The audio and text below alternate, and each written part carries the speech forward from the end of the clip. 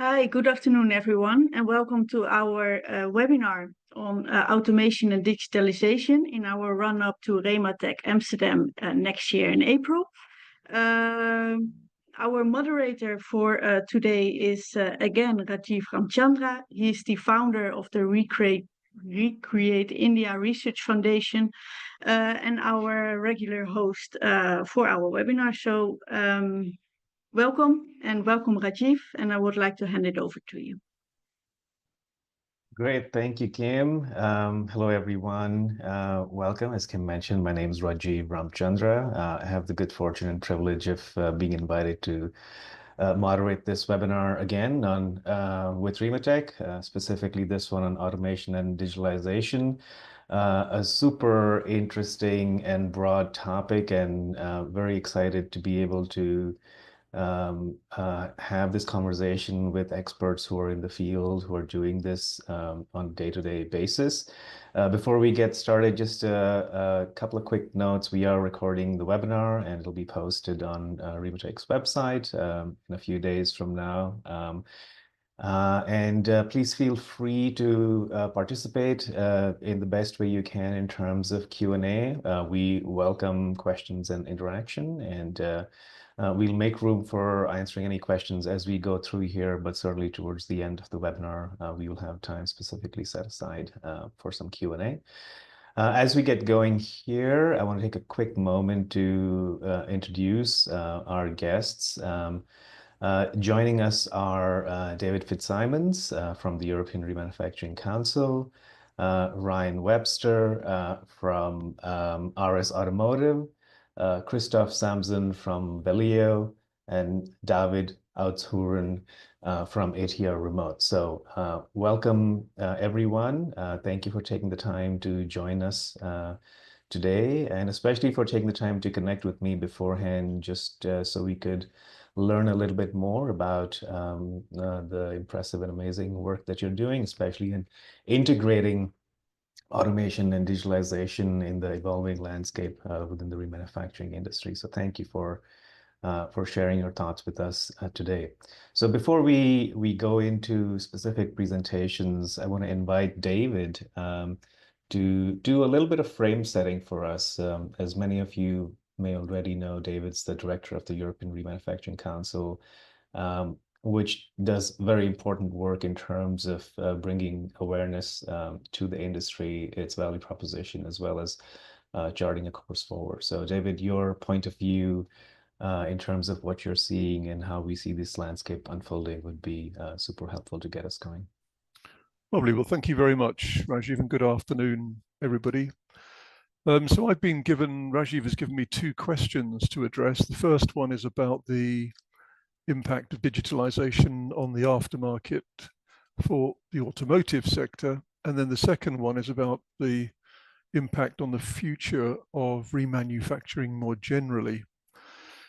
So to give you a kind of a quick summary of my answers to those questions, in relation to the first one, it's related to the second, is that the context is important because it's the digitalization of the product that I think has the most implications for the automotive sector. So it's that context we really need to be thoughtful about. So the embedded question there is digitalization enabling remanufacturing, or is it making it more difficult? And I think the answer to that is it's doing both at the moment. But if you ask me where is the balance, I would say it's making it more difficult. Why is that? Well, principally passenger vehicles, like printers, like train locomotives. What's happening is that those products, in being digitized, are also becoming places where the data security is so important that it's making the remanufacturing of the components in those products typically more complex to remanufacture. So we're seeing, for example, that mounting some components on a passenger vehicle, that those components are specific to a single vehicle. So subsequently demounting them for use in another vehicle becomes more complicated. So applying Industry 4.0 technologies in this sector to enable more remanufacturing, which is our principal focus today, I think we have to understand that that's not the only thing that we're talking about. And so what do we do? Which of these technologies is the most helpful in remanufacturing, and how do we take them forward? Well, we're going to hear some examples today of, for example, developing smart apps that allow access to remanufactured products faster or cores faster. But we should also be thinking about, well, how would these Industry 4.0 technologies really be applied in the process of remanufacturing, and how many of them are real or just imagined? Because I think remanufacturing, unlike other sectors, has some peculiar challenges. So applying these technologies isn't always as straightforward. The first one is scale. So typically remanufacturing operations are at a smaller scale than at the manufacturing for new products. And that creates all sorts of barriers to whether you can implement them or not.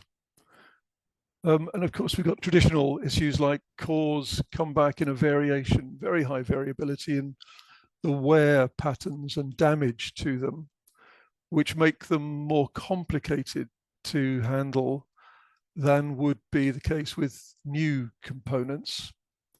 And then we worry about the accuracy of the product and component identification, who's done it and whether it's accurate, and whether we've even got a record of previous maintenance. So that loss of data en route becomes important. And as we've already said, I think that the software integration is becoming increasingly difficult. Now, what does that mean? My own view on this is that it makes the OEM role and the approved third party, approved by the OEM role, much more important. So while it's becoming more difficult, I think it makes the OEM and their approved third parties come to the fore more, and life gets more difficult for the braver folk who see the opportunities and try to get started as independents. So very briefly, which of these technologies in Industry 4.0 should we be looking at? Where's the most exciting developments? Well, robotics, very quickly, I think we're seeing KUKA, for instance, the collaboration with humans around the EV batteries, particularly important for health and safety reasons. So robotics, definitely, but there's a limitation on the use of robotics, largely to do with scale, that they want that most robots need to have a repetitive process doing the same thing. And if you've got a high variability in the cores, that makes that investment more problematic. Of most interest, I think, are things like augmented reality, where you're using industrial wearables, where a member of staff using a headset can get access to information much faster than just simply working as an individual. So whether it's a handset or a wearable, I think that really can reduce costs and speed things up in the warehouse environment, for instance. And then what else have we seen? I think the integration of supply chain data, which is really ramping up now, obviously for reasons to do with corporate sustainability reporting. So the famous CSRD. But if you look at companies like Siemens and BASF, the way they are integrating with their supply chain to provide data and to reduce costs, I think is comparatively exciting and relevant for remanufacturing. Additive manufacturing, we've been talking about for many years, where the additive manufacturing deals with wear surfaces and sacrificial surfaces in a way that's could be and is in some areas, particularly in aviation, more successfully being applied. And with any Industry 4.0, of course, there's an Industry 5.0, and we shouldn't forget that too. Industry 5.0 is more concerned with the human interaction with these digital technologies. And there's a big program available to assist companies to make those things real. So very briefly, I want to highlight that there's 35 million euros available. Most has been available for the last few years, each year, under the Horizon program. It funds 5 or 6 projects each year. And if you want to go and look at a couple of real ones running right now, I'd recommend CE-RISE, CERISE, and the DICIM projects. They will give you an indication of the kind of links into the digital technologies that are being funded. Interesting for big companies because 70% of your costs will be covered under that Horizon funded program. So quite attractive. And next year, 35 million euros have been secured for the same type of projects. A deadline ultimately of the 23rd of September next year, but you have to be ready with a consortium by May 2025, led typically by universities, and you'll find further details under the Horizon Twin Transition approach for remanufacturing. We'll give you the details on just how you can apply. And of course, get in touch with us if you're interested in that. Very happy to talk to you a bit further about it. But I hope that gives you a sense of the funding that's available for R&D, some of the technologies that I think are particularly relevant, but also let's be realistic. It's not just our own digitalization journey. It's also the product and designers who are doing this and making our product, our own remanufacturing operation, often much more difficult than it has been traditionally. So I look forward to the discussion we're going to have, and I'll contribute where I can during the day. Thank you, Rajiv, for the invitation. Thank you, David. No, this was excellent. I think just listening, a couple of pieces that you covered, especially in the context of thinking about it from a supply chain perspective, I think that's crucial in terms of both things like core recovery, as well as a little bit along the lines of the design for remanufacturing element. How do you think about infusing design from the standpoint of recovering, remanufacturability, et cetera, and how digital technologies play into that? I think that's something that we'll cover in the panel discussion as well. So great. So I want to move to Ryan. Speaking of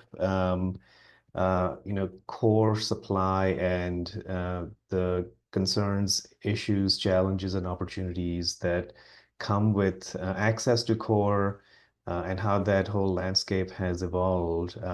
So Ryan, if you could tell us a little bit about your journey and what led to the development of the Smart Core Collection app, that would be super helpful to get us started. Yeah, so basically we're a UK-based core supplier, and we what that essentially means is that we stock and supply core to remanufacturers. It become a big challenge for us when you're out buying core in dismantlers. You could call a dismantler and say, look, we want to buy a core, and they'd say, we have these mixed bins. Please come in. Feel free to go through it. And we saw that as a bit of a problem, and it was a bit of a challenge to get through it. Where I would look at it as a little bit of an inefficient way of buying. So what we decided to do was try to bring our live needs to the dismantlers. And in order to do that, we needed to create an application that the dismantlers could put a registration for a car into, and it would spit back our needs. As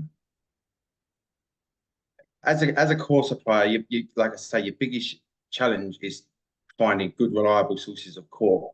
So if that's a big challenge for us. It's a big challenge for remanufacturers. And you know, the best sources of core are dismantlers.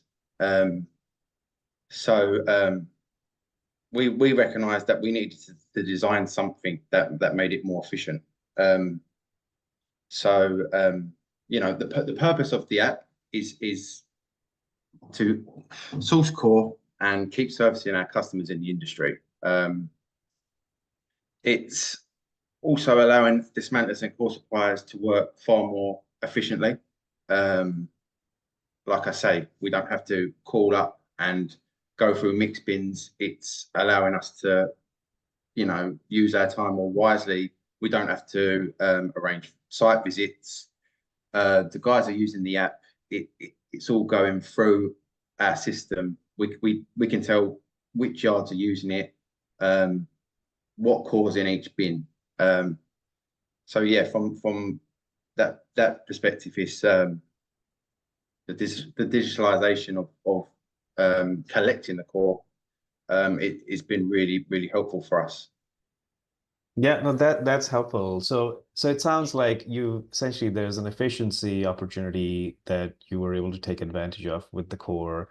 And it's also streamlining the way you're going about the sourcing process, right? So essentially you're laying out what your needs are, and what specific requirements there may be. And based on that, you're essentially creating a funnel in terms of the way those who have core are bringing it to your attention or to you in terms of that market mechanism. Yeah, so we have a database that, you know, when we purchase core, we identify it, then we stock it into our internal stock system. And in this stock system, we'll have a target stock. And this is key for the app, because it allows the dismantler when they're dismantling a vehicle, if a part goes over our target stock, it will switch off. So it stops us from over buying core.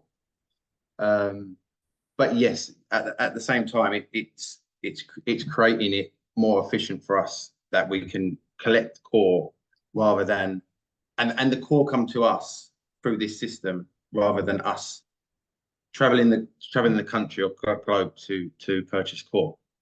Yeah. Yeah. No, this is good. So Ryan very kindly offered to give us a little tour of the app. So Ryan, if you want to go ahead and share your screen, and I think that'll be super helpful so everybody can get a sense for how it all comes together. Yeah. Okay. So.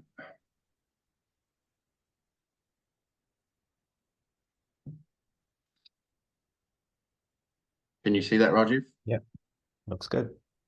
Okay,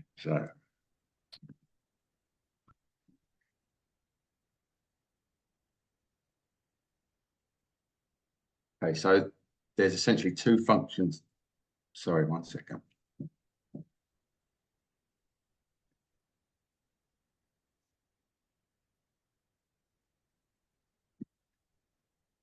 Right, so there's essentially two functions to this app. We have a OEM search bar that allows a dismantler, if they have loose core, they can select say an alternator. They can put the OEM in, and it will tell us, it will give a picture. It will tell us how many we require and a price. So if they have one on the shelf, they can enter the purchase. It'll go into the cart, and they can continue putting OEMs in until they're satisfied, and then they click enter the purchase. But we'll go over to the registration system, and this is for the UK regis. It will spit back what the vehicle is.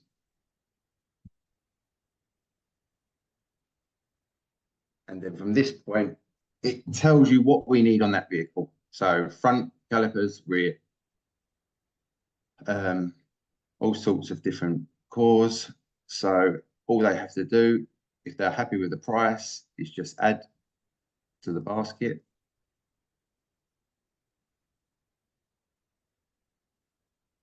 If they're happy, if they're not happy with the price, they don't have to add. If they're happy, they view the cart. Just a quick thing to point out that you'll see the OEM search is also in there. So whatever the user is doing until they've entered the purchase, once they've entered the purchase, it gives you a unique PO code. And then you can go back to the home. But they can people can keep adding to this all day, and then they can view their cart and they'll see, their whole day's logs of purchases. You have a My Orders form, which at the moment it gives you it in Excel format, which it's not ideal, because what we really want is when you click My Orders, we want to see an interface, which, we work heavily with our developer, and he's working on a lot of stuff. We also need to, at the moment, we're supplying a core criteria. So, because the only thing we reject from a dismantler is if it's physically scrap or a copy unit, so an aftermarket copy unit. So we're going to also have like criteria sheets that drop down for each product that we do. Mm-hmm.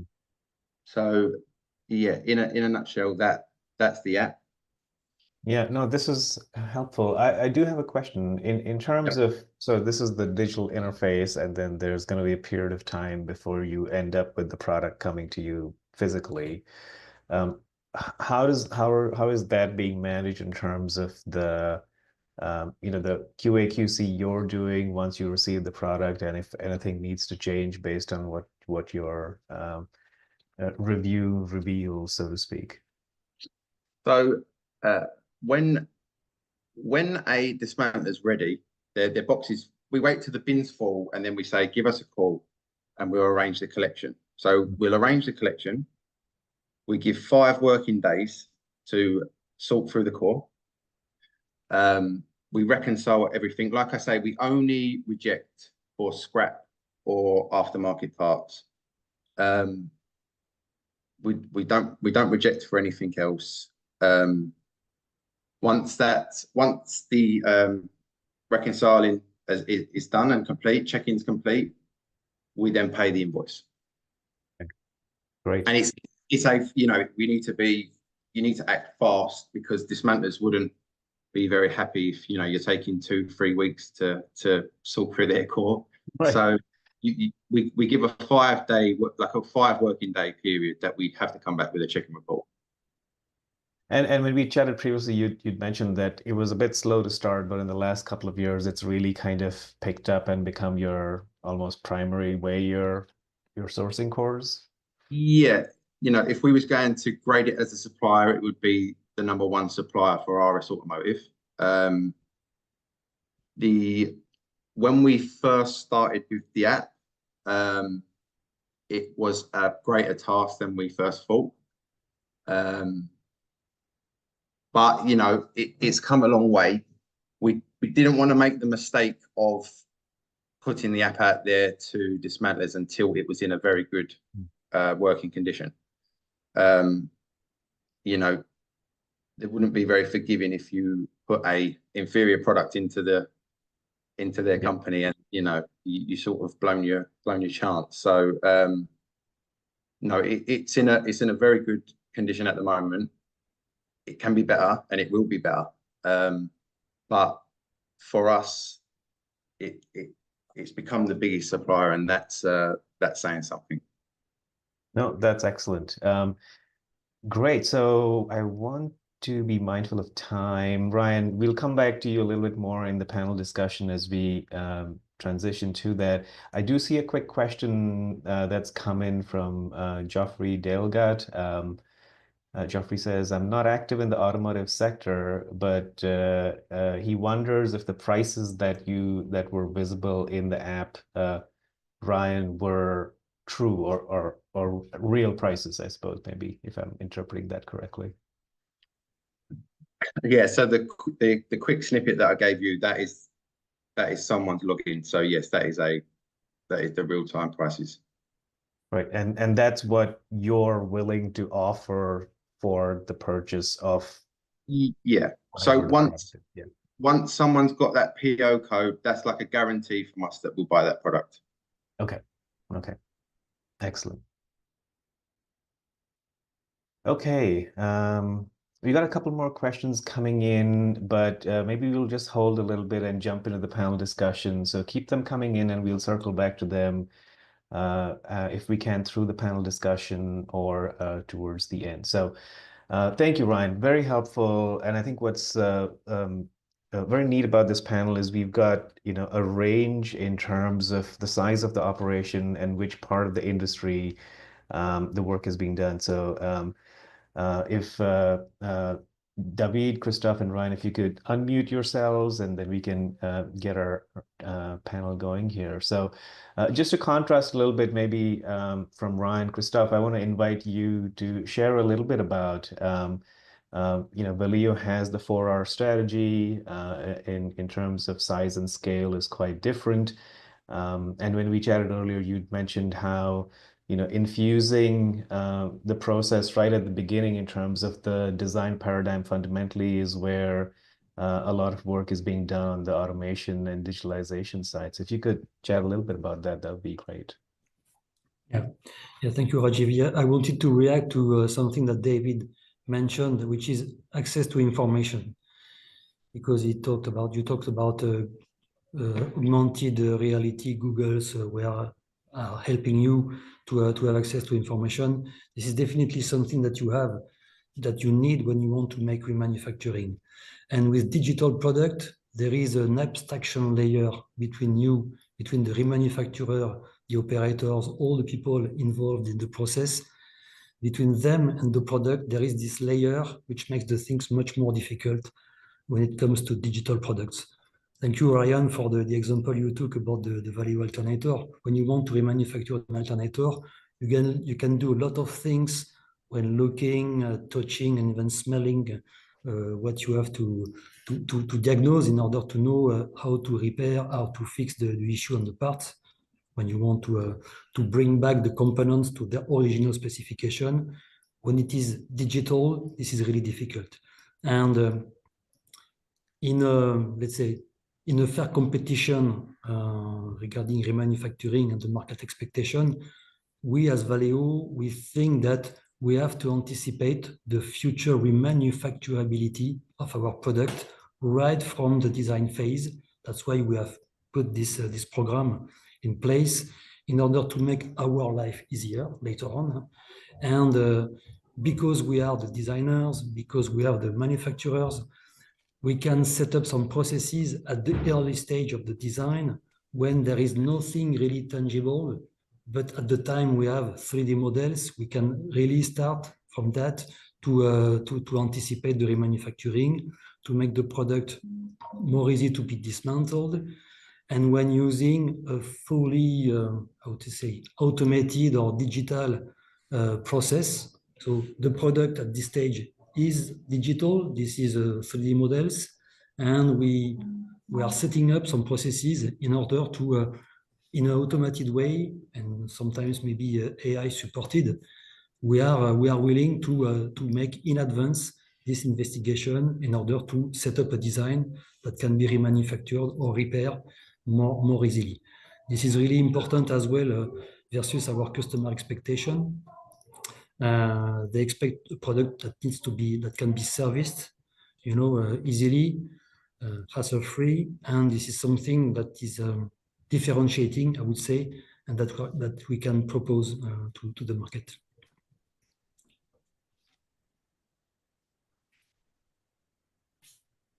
Thank you, Christoph. Hold that thought. I want to come back to you, but I also want David to join the conversation. So David, if you could tell us a little bit about, in the context of digitalization in particular, there's been some innovation on your end in terms of especially remote diagnostics. If you could chat a little bit about your journey in ATR Remote, that'd be terrific. Yeah, thank you, Rajiv. I'm one of the owners of ATR Remote and ATR Transmissions. And from origin, we are in remanufacturing of automatic transmissions. And we saw in the past that a lot of vehicles need to be, or transmissions need to be programmed with the right software, and cars need, after a remanufacturing process, go to a dealership or something else. A guy came in the evening to program that car, and it was quite hectical to sell remanufactured transmissions. Then we stepped into the gap and program and code via the internet customers throughout Europe. So, for example, we have a transmission rebuilder in Romania or in the UK. Did the reman process, take our tool, and we can assist them with programming with original equipment and code and program the car online. So in our view is software programming, coding is an extra step to repair a car. That's what we do nowadays. And for this year, we repair approximately 8,000 cars, mainly focused on transmissions. Yeah, no, terrific. And so just to staying with you, David, how does the process work in terms of that actual interaction from a customer interaction perspective? When we chatted before, you mentioned that there's a way you're sending something to them, and that's what enables the link. Yeah. Yeah, we have a hardware tool which a customer can put into the OBD socket of the car, and they create a ticket. And with the ticket, they can ask for programming, coding a new module or a remanufactured module. Or, for example, what we see nowadays, they need some digital assistance. So they have mounted the remanufacturing product and there is something wrong. So they create a ticket, and with a ticket, we take over the car and we can assist, program or code, focused on the transmissions at the moment. Perfect. Okay. We'll come back, David. I want to come back to you, Christoph, a little bit in terms of this idea of going all the way back to the design stage, from the standpoint of, to David's point about, enabling more remanufacturing down the road and how that feeds into the overall evolution of the industry. This is particularly pertinent because David and I were involved in writing a policy brief earlier this year, which we submitted to the G20. And part of the recommendation there was to do more in the space of design for remanufacturing, not just at the industry level, but even from an educational perspective. I wonder if you could talk a little bit more, Christoph, in terms of how that's unfolding within Valeo, both at a sort of operational level as well as the way it's being nurtured through the organization. This is a full program, something which is deployed all across our organization, and we have today we are launching more and more reman program for products that we are not historically, let's say, remanufacturable. I would say we have launched this year headlamps remanufacturing, front cameras, and products like that. So we are selecting which platforms, which products are eligible to this design for remanufacturing assessment. And then if there is a market expectation, or if the value of the product is enough so that we can launch the program for the remanufacturability assessment, we put them into the pipeline, and projects which are eligible are, let's say, worked according to this standard.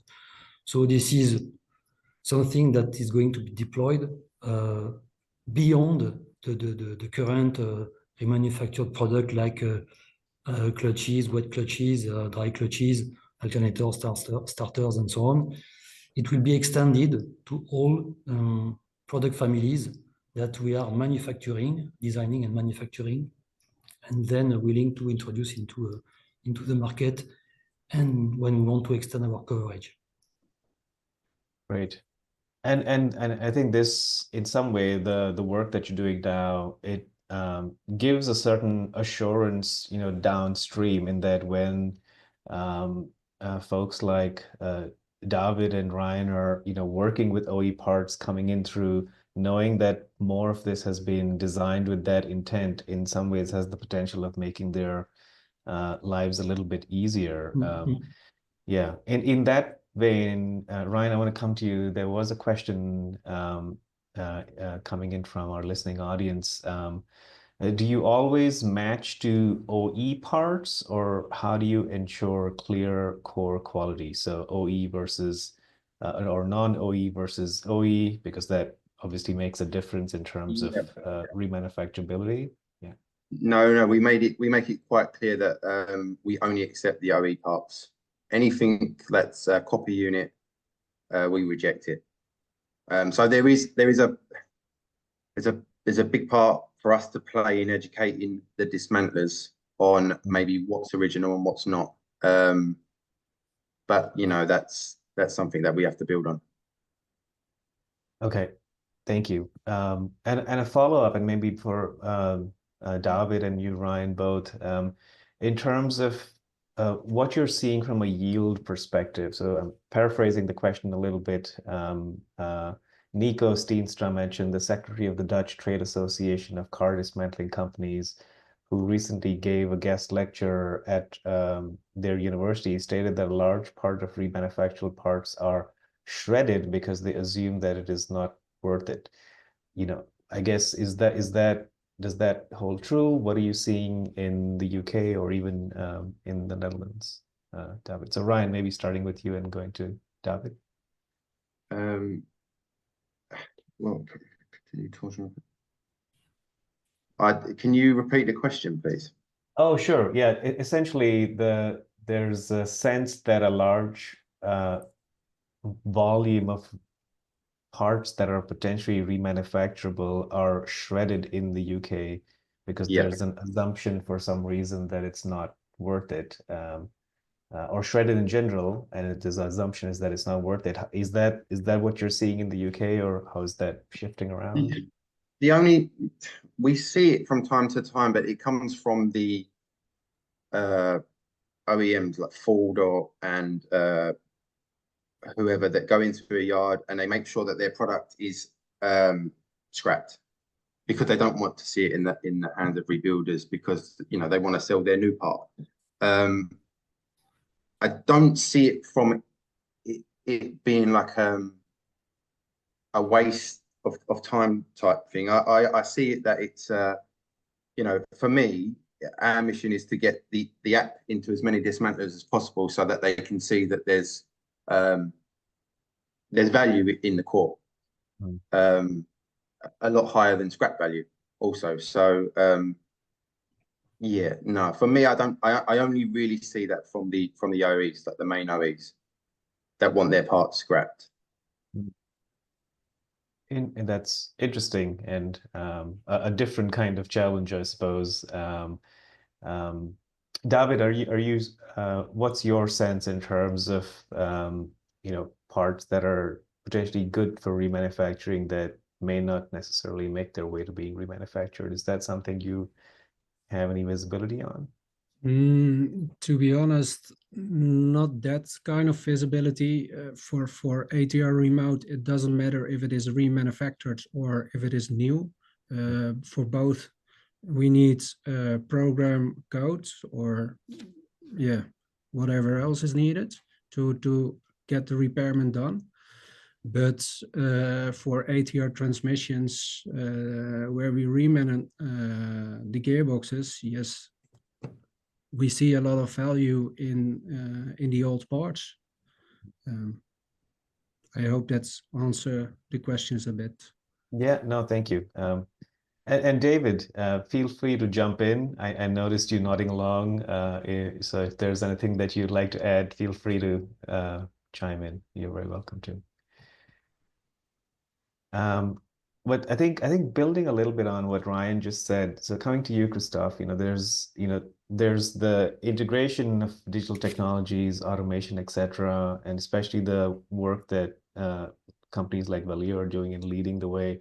But there is kind of this tension in terms of, as Ryan mentioned, the challenge where some OEs don't want their parts potentially remanufactured. So there's that tension, and then there's also a potential tension from the standpoint of greater automation and digitalization being seen as a bit of a threat from the standpoint of what it can do to the workforce and the labor market. I wonder if that's something that has come up, or if you might be able to provide some commentary or insight there. Yeah, for sure. Digitalization is something which is putting in tension what the remanufacturers are doing, and even for us, and even for some of our products, sometimes we have to, when you have to unlock some program codes to reset the product to some factory modes in order to make it virgin and to perform the remanufacturing. This is something that you have to anticipate in order to be able to do what you have to do. And as David said, he needs some program codes in order to let's say to reset the product, in order to intervene on it. And this is something that I think the market, even if there is some tension, even if there are some constraints related to cybersecurity, which makes that some data needs to be protected because they belong to the car owner, because they belong to individuals, and because they are related to safety. Okay, you cannot imagine that you can hack a motor in a car which is digitally controlled, and provoking something which is an accident or issue like that. But I think that the market itself will have to open it, and the regulation, I do hope, will help that the product can be safely remanufactured in order to keep its value, in order to enter into a more sustainable, let's say, ecosystem. And I think that regulation should help about this. As long as everybody is in the same boat, and as long as we are all acting in the same way in order to make this happen. Thank you. I hope not to be naive about this, but I do think that there are no so much way to go. Yeah, and I'm looking at David again, since Christophe mentioned regulation. Maybe something to think about if you want to add a little bit at some point, David, because I know you're working closely with the European Commission and are quite aware of what's emerging in that landscape. So maybe if you want to chime in, just let me know. Just staying with you, Christophe. We have another question from Nico Steenstra. Nico asks, the products in this new product group, referring to your product group in Valeo, Christophe, such as cameras, are these remanufactured to order or to stock? And which Industry 4.0 technologies are used in the various steps within the reman process? So obviously, there's limits to maybe what you can share, but to the extent that you can, that would be helpful. I would say that this business is reman to order, because we have this business and maybe cooperation with one of our OEMs. And today, we are not, let's say, we are not updating or changing so much the digital content of the product. The remanufacturing activity is focused a lot on the hardware. And because at the end of the day, the software remains the property of the OEM. you cannot do what you want. You are not supposed to upgrade, to modify, and to do stuff like that with digital product, because this is a matter of software ownership. And for some products which are safety relevant, you cannot make upgrades or tuning even on such product. Thank you. Very good. There's another follow-up for you, Ryan, and also David. I want to kind of bring you in, just being mindful of time and orienting our focus a little bit towards the future. The question also from Nika, specifically for you, Ryan, is: will your system only be used in the reverse supply chain between dismantlers, garage companies, or dismantling companies with RS, or is there any thought or planning in terms of the application continuing towards remanufacturing companies? So I think essentially completing the loop in terms of sourcing and then going forward from a data integration perspective. So no, we have no plans to integrate with anyone else. It's purely for RS Automotive. Okay. And same for you, David, in terms of the way you're working. How do you see this evolving into the future in terms of remote diagnostics or other areas of opportunity that essentially enable more remanufacturing to occur, kind of tying it back to David's comment right at the beginning? Once again, how do you mean? So going forward, you're currently looking at the diagnostic work that you're doing. In terms of the future, looking at additional opportunities or new design or new ways of interacting, are there any plans there, or how are you thinking about that? Yes, now I understand. What I expect is that the remote diagnostic world will go nearly reaching EI by scripting and programming, to get the right software on the right hardware, also for remanufacturing products. Okay, excellent. Yeah, and coming back, Ryan, is I know there's been some attempt at creating marketplaces as well for remanufactured products for purchase. So once the remanufacturing process is complete, there's a similar kind of question about, and this kind of feeds into your ability to have that information about the product and its history, right? Which gives a certain sense of confidence, which arguably needs to make its way all the way to the final user of the remanufactured product. Just thinking out loud in terms of how you're seeing, or if you're seeing anything at all in that space, in terms of transparency, assurance, quality, etc., in terms of the final user, the purchaser of the remanufactured product, or if there's any opportunity there. I've not seen anything of the sort. Ours is purely for core. It is purely for get the core from the source, sell it to the remanufacturer. If it would have to come maybe from their end that they create something like that, but I haven't seen anything where there's a marketplace for. That's a lie. I've seen some things online, but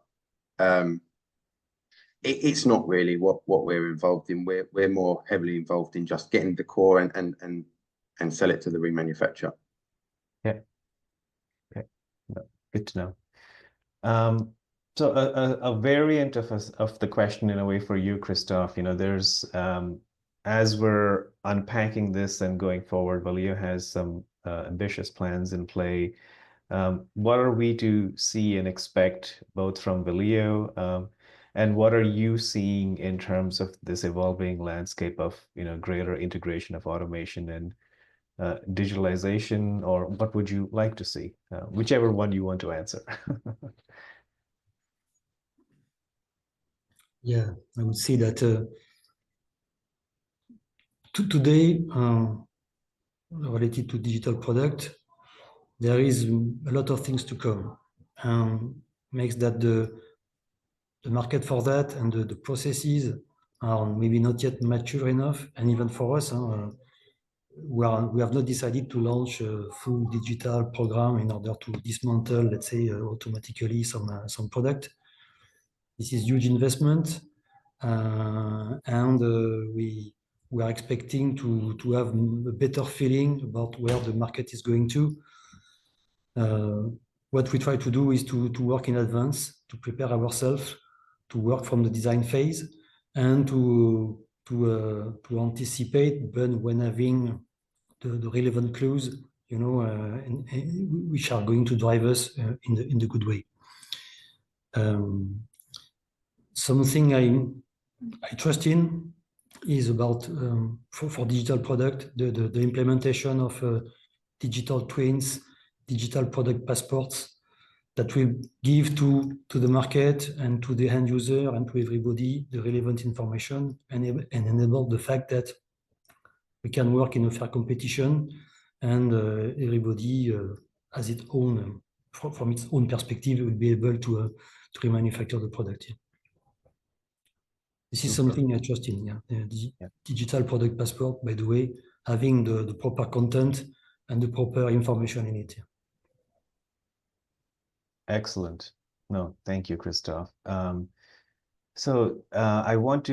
have a few more minutes left. I want to invite David, if you have something you'd like to share on either regulation or anything that you've heard, feel free to jump in. Yeah, I'll be brief, but thank you, Rajiv. I think it's been great listening to Ryan and to David, who have seized opportunities in their markets to make remanufacturing more efficient for their businesses.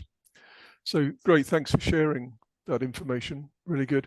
And for Christophe, with a much larger set of problems and a longer horizon to look at, I think Christophe's comments about the change to come is really why we're having this discussion today, because we're uncertain about what it means in this balance of, is digitalization helping remanufacturing or frustrating it? Well, people like David and Ryan are on the side of using digitalization to make it easier. But the forces set against them, I think, are making it much more complicated for the future. So we need more people like David and Ryan to think through what the problems are and to use digital technologies to be positive and say, how do we drive down the cost? How do we make this work better? And when I look at other sectors, we've obviously spoken a lot about automotive today, but when I look at other sectors, I think of something simple, relatively simple, like imaging equipment. The regulations that are currently going through on eco-design in Brussels insist on the OEM sharing key data to allow third parties to remanufacture in the future. And OEMs clearly, some OEMs want to resist that. So the ownership of the data becomes really important. That debate has not gone away, but from a regulatory point of view, it's really important. Whether you want the OEM to take responsibility and make sure this happens, or whether you say the OEM gives the information away and allows a free market to compete over it. There's that battle still going on. So a lot of change to come. Digital twins, as Christophe mentioned, currently mostly used in much larger high-value products. Even in laptops, it's been very difficult to apply them because there are 1,200 different designs of laptop per year that are introduced. So having a digital twin available for each one of those is really difficult if you're an independent remanufacturer. But the digital product passports, I think, does have great potential as long as we get the clarity about who owns the data, for what purpose, who's got the responsibility. I hope that's helpful. But thanks very much, everybody. Very, very interesting. Yeah, no, excellent. Thank you, David. I think that helps us in terms of rounding off a little bit from the standpoint of what to expect a little bit down the road. And thank you also for drawing the contrast between how this is different in different industries. We've talked a lot about the automotive industry, and I imagine that there's going to be the approach, the challenges and opportunities might be slightly different for different industry segments and potentially regionally as well. I imagine the landscape in North America, for example, versus Europe versus Asia is likely to look a little bit different, both in terms of the uptake of these technologies. I know, for example, that tension in terms of the number of the integration and the bringing in of automation into the picture can potentially be seen as more threatening in parts of the world where there is a larger labor force there, right? So moving away from that can have some challenges associated with that. So no, this is good. I think I don't see any more questions in the chat. We have a few more minutes, but I do want to invite Christoph, Ryan, and David for any final thoughts or comments that they'd like to share, and then hand it back over to Kim for some announcements. So maybe starting with you, Christoph. What to say? Yeah, for sure, for me, digital content of the product is an opportunity, because this is a way to store information, maybe to store data about the historical data about the product's life, what was the duty cycle, which kind of failure the product faced during its life. And this is valuable information to be used later on in the remanufacturing process. So I am an optimistic guy. I would like to consider that this is an opportunity, even if we have to, let's say, to tackle some constraints related to this abstraction layer I was talking about here. Thank you, Christoph. David? Yes, I would like to share that I think with our company ATR Remote, we are in the beginning phase, and thank you for the big compliment, David. We are really optimistic that with the digital and automation, we can help the remanufacturing industry. Besides transmission, we can help also with other products. It is the way how we can bring a more sustainable world. Thank you, David. Ryan? Yeah, I would just like to say, in regards to the iCore Pro app, we've had a very good reception of it here in the UK. So we decided in the summer that we was going to acquire a place in Europe, and that looks like it's going to be Belgium. We're close to agreeing a deal on the place, and the app's all geared now for Belgian VIN numbers because they don't work in the same way with the reg. So yeah, that's now going to be put out into Europe, and yeah, we're opening a core processing plant in Belgium to get more core. Excellent. That's very, very exciting. And yeah, you might want to connect with David offline because David is in Brussels. Yeah. But I think that brings us to this point of continuing this conversation. I think collaboration in this vein is a huge part of this, especially being able to understand how different segments of the market work, how different actors within the value chain can work together. And to David's point about greater sustainability and creating a world with more circularity, more efficiencies, more stewardship of our natural resources, I think we're all aiming towards that. So this is the potentially first of many more conversations to come, both as a webinar and also offline. I know, David, through the European Remanufacturing Council, you have working groups and other ways folks can come together and collaborate. So it might be interesting to have this group, connect with you in some way and see if there's anything meaningful that emerges from that vantage point as well. So thank you again for joining us, David, Christoph, Ryan, and David. I'm going to hand it over to Kim. There she is. And thank you to our listening audience for staying on and for all the excellent questions that came through as well.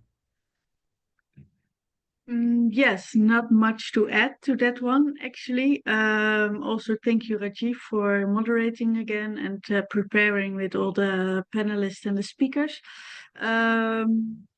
The webinar is recorded, and we have collected also all the questions. Within a few days, beginning of next week latest, the recording will also be online on our website to double check or listen to it once more. If you have any questions regarding the webinar, any additional questions for our speakers or for our moderator, please share this with us so we can keep the conversation going. Actually, a very big thank you for the speakers, for the listeners, and I wish you all a good day. Thank you. Thanks all. Thank you. Thank you. Take care. Bye-bye. Very much. Bye-bye. Thank you.